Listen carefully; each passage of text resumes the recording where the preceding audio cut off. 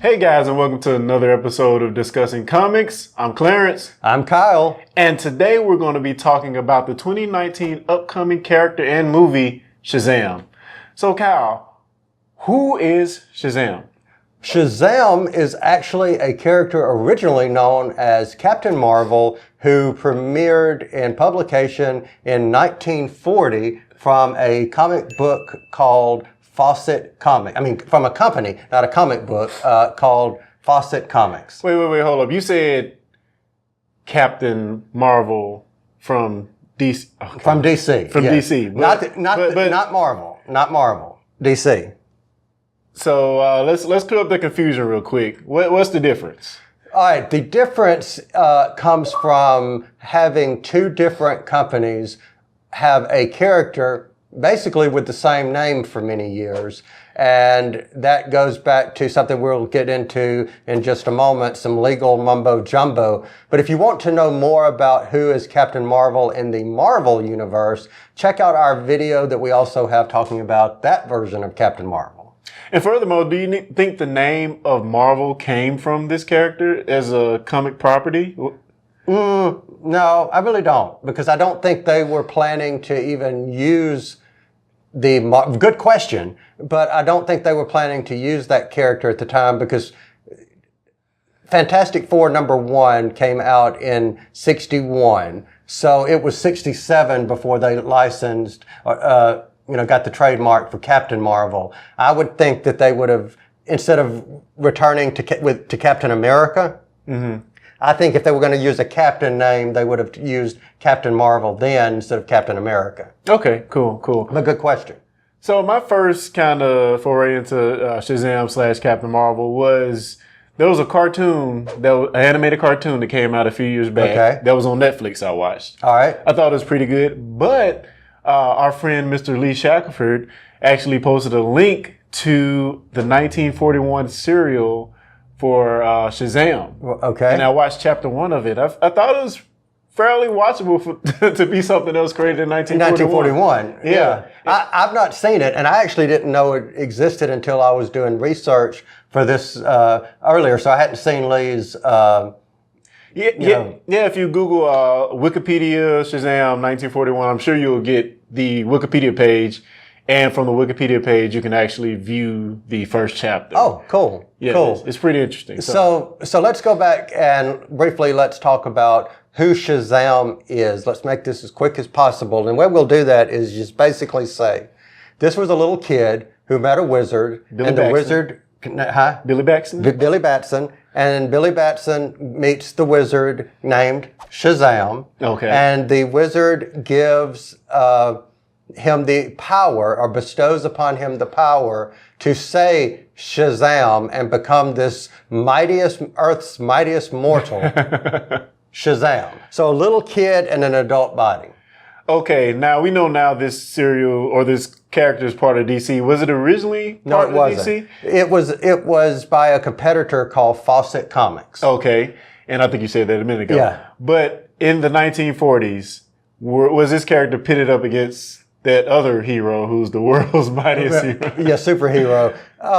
Superman, of course. Yeah, as far as did they meet each other, it was into the 70s before they actually met. They came as one under one umbrella. But yeah, they were competing properties, and I think I said in our other video that the two of them probably wouldn't have mattered if they were similar, if they were both not popular.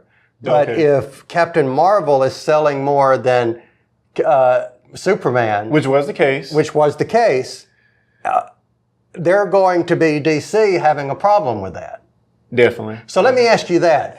Do you think that based on what I've told you, or that you know, do you think that was copyright infringement? Oh man, I will say the origin of Shazam was unique enough to be considered different. But as far as when he is Shazam, I think there's so many similarities that you could make an argument for that. Okay, so does that then in turn say that any superhero who has super strength and can fly? Well, Yeah. Okay. There are differences, of course. I'm thinking Shazam doesn't have like laser heat vision or whatever. Right. I don't think and doesn't rely on the power of the sun. So I guess the differences are subtle enough to kind of separate them. Right. But at that time when there's just not an abundance of superheroes, you could make the argument. And on top of that, and this is in no disrespect for anybody reading comics in the 40s, the comics of today are a different type of medium than they were when they were originally created. Because who would have thought when you created Superman back in the 30s and early 40s that any of these characters in 2017 would A, still be in publication, and B, we would be on a medium that didn't even exist back then talking about them. Yeah. Okay? It's pretty interesting. So what do you think made Shazam more popular back then? Well, I think the funny thing about it is, and why I think the movie is going to do really good. I mean, seriously, it may even do better, just as good as some of the Superman movies. All right. And I think it's the thing that Marvel has that DC doesn't, is relatability.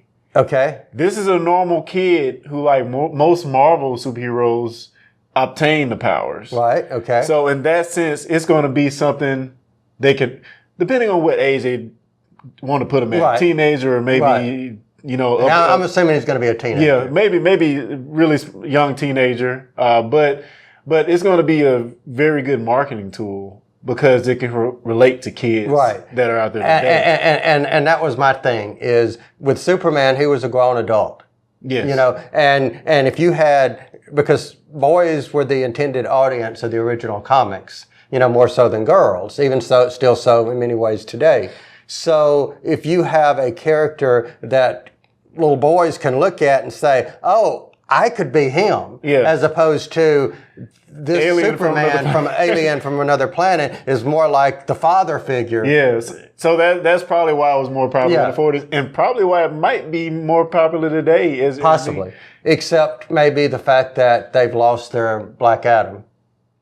The Rock. The Rock was going to be Black Adam. So is he not going to do it? He has a commitment with Disney filming a movie at the same time, so he won't be Black Adam. So tell me, how does Black Adam relate to All right. So Shazam? Just as, so the wizard Shazam, Billy was not the first person that this immortal wizard had given these powers to.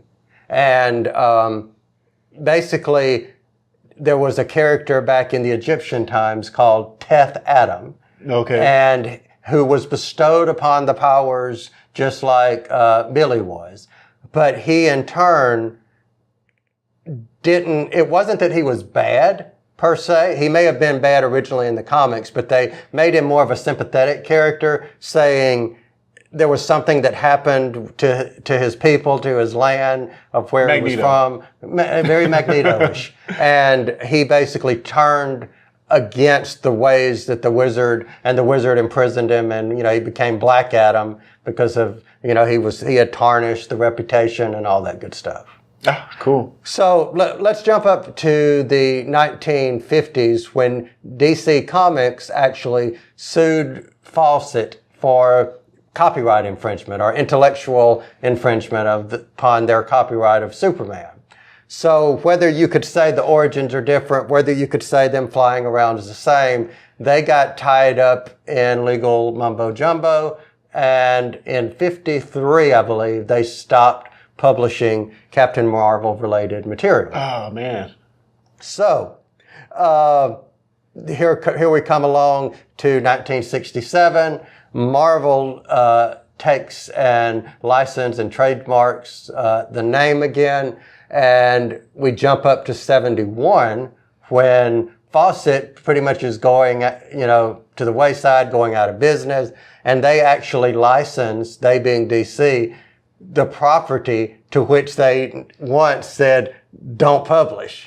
Yeah, so this is going to take us back to our Captain Marvel videos. That you should probably watch that as well. But that gives Marvel Comics an opening to actually grab the name. Right, and they had. Because the 10 years where or 10 or so years where they were not using it. Right. So therefore, that makes a little more sense to me Okay, now. all right. So they grabbed the name. It wasn't being used. They grabbed the name. They took the name. Now you've got a situation where the character can't be in the title. Because you can't have DC publishing a Captain Marvel comic when Marvel also has a Captain Marvel comic. So what do? They say, okay, we're just going to start calling him Captain Marvel in the book, but name the book Shazam. Oh, see, I didn't know there was a difference there. Right. Wow. So basically what happened is you had Captain Marvel. You couldn't have the two companies with the same book. So they started calling the book Shazam, and had him called Captain Marvel in the book. Well, that's going to take me back to this movie thing I was talking about earlier. Will the movie be called Shazam? I would assume so. It'd be called Captain Marvel. Or maybe there was I think it was in the 80s or early 90s that there was a critically acclaimed miniseries, and I think it was called The Power of Shazam. Okay. And that sounds like a good movie title, The Power of Shazam. So maybe that's what they do. And that makes a little more sense especially if he might be called Captain Marvel in the movie. Well, not necessarily so.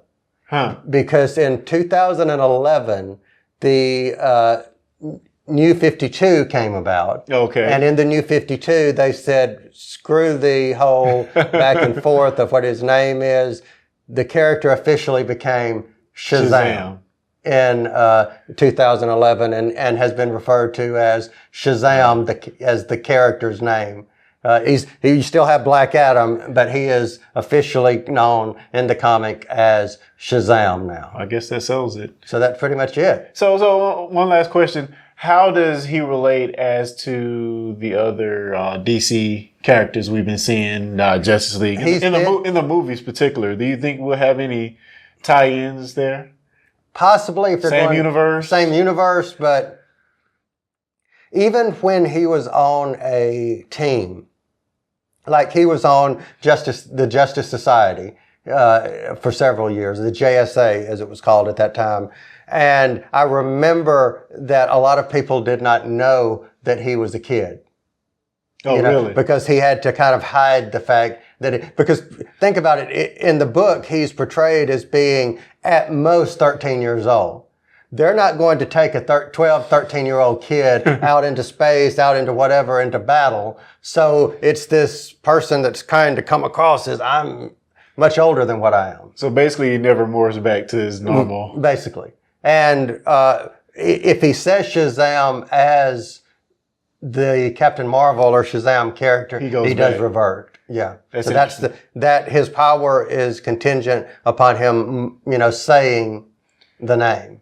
Yeah, and stylistically, I don't know if I like his kind of matador type cape that's hanging from the side. Yeah. I wish it was a proper cape. I don't know how it's drawn in the latest comic book. Yeah, it's pretty much, it's a little longer, but it's pretty much the same thing with and if you go back and, Google the old, just Google, Shazam or Captain Marvel and look at some of the old ways that he was drawn. Mm-hmm. The eyes were nothing more than black dots. It was very cartoony. It reminds me a little bit of the Annie style. Oh, really? Yeah, it was very, very, to me, the original comics were made much more for a younger audience than was, the old, maybe even Superman for that matter, because of the way it was stylized. It looked very tame. I was going to say generic, but if you had, say, a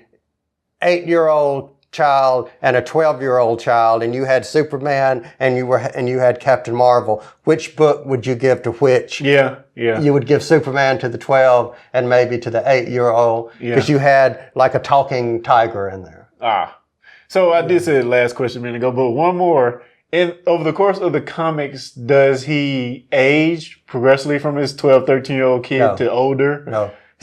He has been perpetually 12 and 8, whatever. It depends on maybe he was drawn a little bit older, maybe 13, 14 per se in the Shazam, the New 52. They may have made him look a little bit older, but before that, I would have said he was anywhere 10 to 12, maybe 13 years old. Interesting. So, cool beans. all right. Well, if you have any questions about Shazam or Captain Marvel or any of the other ideas that we've talked about, or if you have a particular character that you would like for us to give a video to, let us know. Leave us some comments, send us some feedback. We would definitely be interested in doing any character that you may be interested in. So let us know. All right, guys. All right. Talk to you later.